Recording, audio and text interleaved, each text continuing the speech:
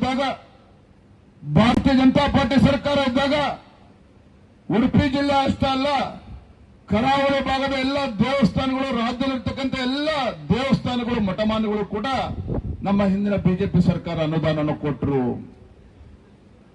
ಎಲ್ಲೋ ಒಂದ್ ಕಡೆ ಸಿದ್ದರಾಮಯ್ಯನವರು ಅನ್ಕೊಂಡಿರ್ಬೇಕು, ಎಲ್ಲೋ ಒಂದ್ ಕಡೆ ಸಿದ್ದರಾಮಯ್ಯನವ್ರಿಗೆ ಅನ್ಸಿರ್ಬೇಕು, ಕೇವಲ ಸಾಬ್ರಿಂದನೇ ರಾಜ್ಯದಲ್ಲಿ ಕಾಂಗ್ರೆಸ್ ಪಕ್ಷ ಅಧಿಕಾರಕ್ಕೆ ಬಂದಿದೆ, ಅವರು ರಾಜ್ಯದ ಮುಖ್ಯಮಂತ್ರಿಗಳಲ್ಲ. ರಾಜ್ಯದ ಮುಖ್ಯಮಂತ್ರಿಗಳಲ್ಲ ಸಿದ್ದರಾಮಯ್ಯನವರು, ಈ ನಾಡಿನ ಜನತೆಯ ನಾಡಿನ ಮುಖ್ಯಮಂತ್ರಿಗಳಲ್ಲ, ಕೇವಲ ಅಲ್ಪಸಂಖ್ಯಾತರಿಗೆ, ಮುಸಲ್ಮಾನರಿಗಷ್ಟೇ ಮುಖ್ಯಮಂತ್ರಿ ಅನ್ನೋ ರೀತಿ ವರ್ತನೆ ಮಾಡ್ತಾ ಇದ್ದಾರೆ. ಮುಸಲ್ಮಾನರಿಗೆ ಮುಖ್ಯಮಂತ್ರಿ ಅನ್ನೋ ರೀತಿ ವರ್ತನೆ ಮಾಡ್ತಾ ಇದ್ದಾರೆ. ಮೊನ್ನೆ ನೋಡಿದ ಬಜೆಟ್ ನಲ್ಲಿ ಸುನೀಲ್ ಅವರು ಇಲ್ಲೇ ವೇದಿಕೆ ಮೇಲಿದ್ದಾರೆ. ಮುಸಲ್ಮಾನರು ಹೆಣ್ಮಕ್ಳಿಗೆ ಆತ್ಮ ಸಂರಕ್ಷಣೆಗೆ ದುಡ್ಡನ್ನ ಮೀಸಲಿಟ್ಟಿದ್ದಾರೆ ಮುಖ್ಯಮಂತ್ರಿ ಸಿದ್ದರಾಮಯ್ಯನವರು. ನಾಚಿಕೆ ಆಗಬೇಕಿತ್ತು. ಇಡೀ ದೇಶದಲ್ಲಿ, ಕರ್ನಾಟಕ ರಾಜ್ಯದಲ್ಲಿ ಇವತ್ತು ಲವ್ ಜಿಹಾದ್ಗೆ ಬಲಿಯಾಗ್ತಾ ಇರ್ತಕ್ಕಂಥದ್ದು ಹಿಂದೂ ಹೆಣ್ಮಕ್ಳು. ಇವತ್ತು ಆತ್ಮರಕ್ಷಣೆಗೋಸ್ಕರ ನೀವೇನಾದ್ರೂ ಹಣ ಕೊಡಬೇಕಾಗಿದ್ರೆ ಅದು ಹಿಂದೂ ಹೆಣ್ಮಕ್ಳಿಗೆ ತಲುಪಬೇಕಾಗಿತ್ತು, ಆತ್ಮರಕ್ಷಣೆಗೋಸ್ಕರ, ಮುಸಲ್ಮಾನರ ಹೆಣ್ಮಕ್ಳಿಗಲ್ಲ. ಎಲ್ಲಿದೆ ಅಂತೇಳಿ ಗೊತ್ತಿದೆ ನಿಮಗೆ? ರಾಜ್ಯದಲ್ಲಿ ಇವತ್ತು ಉಡುಪಿ ಅಂತಕ್ಕಂಥ ಜಿಲ್ಲೆ ನಮ್ಮ ರಾಜ್ಯದಲ್ಲಿ ಇದೆ ಅಂತಕ್ಕಂಥದ್ದು ನಿಮ್ಗೆ ಏನಾದ್ರು ಮಾಹಿತಿ ಇದೆಯಾ? ಬಹುಶಃ ಉಡುಪಿ ಜಿಲ್ಲೆ ಅಂತೇಳಿ ಏನಾದರೂ ರಾಜ್ಯದ ಮುಖ್ಯಮಂತ್ರಿಗಳಿಗೆ ಗೊತ್ತಿದ್ರೆ ಇಂಥ ಪರಿಸ್ಥಿತಿ ಬರ್ತಾ ಇರಲಿಲ್ಲ. ಹಿಂದೆ ಭಾರತೀಯ ಜನತಾ ಪಾರ್ಟಿ ಸರ್ಕಾರ ಇದ್ದಾಗ, ನಿಮ್ಮ ಯಡಿಯೂರಪ್ಪ ರಾಜ್ಯದ ಮುಖ್ಯಮಂತ್ರಿಗಳಿದ್ದಾಗ ಉಡುಪಿ ಜಿಲ್ಲೆಯ ಸರ್ವತೋನ್ಮುಖ ಅಭಿವೃದ್ಧಿಗೆ ಒಂದಲ್ಲ ಎರಡಲ್ಲ 15,000ಕ್ಕೂ ಹೆಚ್ಚು ಕೋಟಿ ರೂಪಾಯಿ ಅನುದಾನವನ್ನು ನೀಡಿದ್ರು. 15,000ಕ್ಕೂ ಹೆಚ್ಚು ಕೋಟಿಗೂ ಹೆಚ್ಚು ಅನುದಾನವನ್ನ ನಾನು ವೇದಿಕೆ ಮೂಲಕ ರಾಜ್ಯದ ಮುಖ್ಯಮಂತ್ರಿ ಕೇಳೋದಕ್ಕೆ ಇಚ್ಛೆ ಪಡ್ತೇನೆ. ಎಷ್ಟು ಬಾರಿ ತಾವು ಉಡುಪಿ ಜಿಲ್ಲೆಗೆ ಬಂದಿದ್ದೀರಿ? ಎಷ್ಟು ಕೋಟಿ ಅನುದಾನವನ್ನು ನೀಡಿದ್ದೀರಿ? ಎಷ್ಟು ಕೋಟಿ ಅನುದಾನ ನೀಡಿದ್ದೀರಿ? ಇವರ ಯೋಗ್ಯತೆಗೆ ಅನುದಾನವನ್ನು ಕೊಡೋದಿರಲಿ. ಗುರುಬಾಬು ಸುರೇಶ್ ಶೆಟ್ಟಿ ಅವರಿಗೆ ಕೇಳ್ತಾ ಇದ್ದೆ, ಕಳೆದ 15 ದಿನಗಳ ಹಿಂದೆ ನಾನು ಇಲ್ಲಿ ಪ್ರಸಿದ್ಧ ಮಾರಿಯಮ್ಮ ದೇವಸ್ಥಾನಕ್ಕೆ ಭೇಟಿಯನ್ನು ಕೊಟ್ಟಿದ್ದೆ. ನಾನು ಗುರುಬಾಬು ಸುರೇಶ್ ಶೆಟ್ಟಿ ಅವರು ಬಹಳ ದಿನಗಳಿಂದ ಆ ದೇವಸ್ಥಾನದ ಮಾರಿಯಮ್ಮ ದೇವಸ್ಥಾನನ ಉದ್ಘಾಟನೆಗೆ ಬರಬೇಕು ಅಂತೇಳಿ ಬಹಳ ಅಪೇಕ್ಷೆ ವ್ಯಕ್ತಪಡಿಸೋ ಸಂದರ್ಭ ಬಂದಿದ್ದೆ. ಸುರೇಶ್ ಶೆಟ್ಟಿ ಕೇಳಿದೆ ನಾನು, ಗುರುಬಾಬು ಸುರೇಶ್ ಶೆಟ್ಟಿ, ಮಾರಿಯಮ್ಮ ತಾಯಿಯ ದೇವಸ್ಥಾನಕ್ಕೆ ರಾಜ್ಯ ಸರ್ಕಾರ, ಕಾಂಗ್ರೆಸ್ ಸರ್ಕಾರ ಏನಾದ್ರು ಮುಖ್ಯಮಂತ್ರಿ ಅನುದಾನ ಕೊಟ್ಟಿದ್ದಾರೆ ಅಂತ ಕೇಳಿದೆ. ಆಶ್ಚರ್ಯ ಆಯ್ತು ನನಗೆ ಅವ್ರ ಉತ್ತರನ ಕೇಳಿ.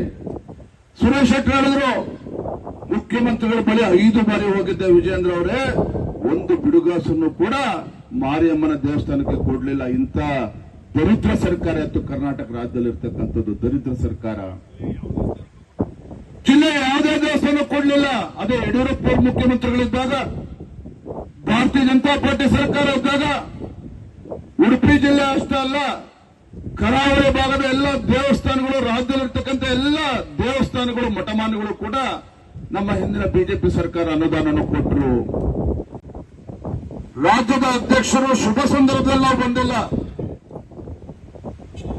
ರಾಜ್ಯದಲ್ಲಿನ ಕಾಂಗ್ರೆಸ್ ಸರ್ಕಾರ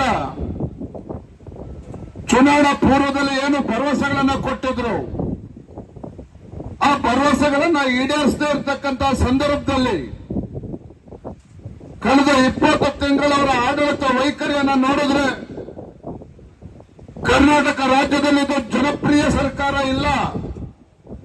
ರಾಜ್ಯದಲ್ಲಿರ್ತಕ್ಕಂಥ ಕಾಂಗ್ರೆಸ್ ಸರ್ಕಾರ ಇದು ಜನಪ್ರಿಯ ಸರ್ಕಾರ ಅಲ್ಲ, ಇದು ಜಾಹೀರಾತಿನ ಸರ್ಕಾರ ಆಗಿದೆ, ಜಾಹೀರಾತಿನ ಸರ್ಕಾರ ಆಗಿದೆ. ಕರ್ನಾಟಕ ರಾಜ್ಯದಲ್ಲಿರ್ತಕ್ಕಂಥದ್ದು ಇದು ಬಡವರ ಪರವಾಗಿರ್ತಕ್ಕಂಥ ಸರ್ಕಾರ ಅಲ್ಲ, ಬೆಲೆ ಏರಿಕೆ ಮುಖೇನ ಬಡವರಿಗೆ ಬರೆ ಇಳಿದಿರ್ತಕ್ಕಂಥ ಭ್ರಷ್ಟ ಕಾಂಗ್ರೆಸ್ ಸರ್ಕಾರ, ಬೆಲೆ ಏರಿಕೆ ಕಾಂಗ್ರೆಸ್ ಸರ್ಕಾರ ಇವತ್ತು ರಾಜ್ಯದಲ್ಲಿರ್ತಕ್ಕಂಥದ್ದು. ರಾಜ್ಯದಲ್ಲಿ ಅಧಿಕಾರಕ್ಕೆ ಬರೋದಕ್ಕೆ ಆಶೀರ್ವಾದ ಮಾಡಿ ಎಲ್ಲ ಧರ್ಮಗಳಿಗೂ ಕೂಡ ನ್ಯಾಯ ಕೊಡ್ತೀವಿ ಅಂತ ಹೇಳಿಕೊಂಡು, ಅಹಿಂದ ಹೆಸರುಕೊಂಡು ರಾಜ್ಯದಲ್ಲಿ ಅಧಿಕಾರಕ್ಕೆ ಬಂದು ಮುಖ್ಯಮಂತ್ರಿ ಕುರ್ಚಿ ಮೇಲೆ ಕೂತ ನಂತರದಲ್ಲಿ ಅಹಿಂದ ಹೆಸರುಕೊಂಡು ರಾಜ್ಯದ ಅಧಿಕಾರದ ಚುಕ್ಕಾಣಿ ಹಿಡಿದಿರ್ತಕ್ಕಂಥ ರಾಜ್ಯದ ಮುಖ್ಯಮಂತ್ರಿ ಸಿದ್ದರಾಮಯ್ಯನವರು ಎಲ್ಲ ಹಿಂದುಳಿದ ಸಮುದಾಯಗಳನ್ನು ಸಂಪೂರ್ಣವಾಗಿ ನಿರ್ಲಕ್ಷಿಸಿ ಕೇವಲ ಅಲ್ಪಸಂಖ್ಯಾತರಿಂದ ಹೋಗ್ತಾ ಇರ್ತಕ್ಕಂಥ ಈ ಭ್ರಷ್ಟ ಕಾಂಗ್ರೆಸ್ ಸರ್ಕಾರ, ಹಿಂದೂ ವಿರೋಧಿ ಸರ್ಕಾರದ ವಿರುದ್ಧ ಇದು ಜನಾಕ್ರೋಶ ಯಾತ್ರೆಯನ್ನು ಪ್ರಾರಂಭ ಮಾಡಿದ್ದೇವೆ. ಆತ್ಮೀಯ ಕಾರ್ಯಕರ್ತ ಬಂಧುಗಳೇ, ಪತ್ರಕರ್ತ ಸ್ನೇಹಿತರು ಕೇಳಿದ್ರು, ಮೈಸೂರಿನಲ್ಲಿ ತಾಯಿ ಚಾಮುಂಡೇಶ್ವರಿಯಲ್ಲಿ ಪ್ರಾರ್ಥನೆಯನ್ನ ಸಲ್ಲಿಸಿ ನಮ್ಮ ಹೋರಾಟನ ಪ್ರಾರಂಭ ಮಾಡಿದಾಗ ಏನು ವಿಜಯೇಂದ್ರ ಅವರೇ, ನೀವು ಹೋರಾಟಗಳನ್ನ ಕೇವಲ ಒಂದು ರಾಜಕೀಯ ಗಿಮಿಕ್ಕೋಸ್ಕರ ಮಾಡ್ತೀರಿ ಅಂತ ಹೇಳಿದ್ರು. ಅವ್ರು ಹೇಳಿದೆ ಪತ್ರಕರ್ತ ಸ್ನೇಹಿತರಿಗೆ, ಭಾರತೀಯ ಜನತಾ ಪಾರ್ಟಿ ಯಾವುದೋ ಒಂದು ರಾಜಕೀಯ ಗಿಮಿಕ್ ಮಾಡೋಕೆ ಯಾವುದೋ ಚುನಾವಣೆಗಳಿಗೆ ಸಂದರ್ಭದಲ್ಲಿಲ್ಲ, ಅಥವಾ ಯಾವ ಕಾಂಗ್ರೆಸ್ ಪಕ್ಷದ ಮುಖಂಡರು ಇದೇ ಸಿದ್ದರಾಮಯ್ಯನವರು ವಿಧಾನಸಭಾ ಚುನಾವಣೆ ಮುಂಚಿತವಾಗಿ ಕಾಂಗ್ರೆಸ್ ಕಡೆಗೆ ಕೃಷ್ಣೆಯ ಕಡೆಗೆ ಅಂತೇಳಿ ಪಾದಯಾತ್ರೆ ಮಾಡಿದ್ರು. ಅದು ಅಧಿಕಾರ ಬಂದಮೇಲೆ ₹1 ನೀರಾವರಿ ಯೋಜನೆಗಳಿಗೆ ದುಡ್ಡು ಕೊಡಲಿಲ್ಲ ರಾಜ್ಯದ ಮುಖ್ಯಮಂತ್ರಿಗಳು. ಡಿ.ಕೆ. ಶಿವಕುಮಾರ್ ಹೇಳಿದ್ರು, ನಮ್ಮ ಮೇಕೆದಾಟು ಪಾದಯಾತ್ರೆ ಮಾಡಿದ್ರು. ಅಧಿಕಾರಕ್ಕೆ ಬರೋ ತನಕ ಮಾತ್ರ ಪಾದಯಾತ್ರೆ, ಅಧಿಕಾರ ಬಂದ್ಮೇಲೆ ಮೇಕೆದಾಟನ್ನು ಮರೆತರು. ರಾಜ್ಯದಲ್ಲಿ ನೀರಾವರಿ ಯೋಜನೆಗಳು ಕೂಡ ಸಂಪೂರ್ಣವಾಗಿ ಮರೆತಿದ್ದಾರೆ.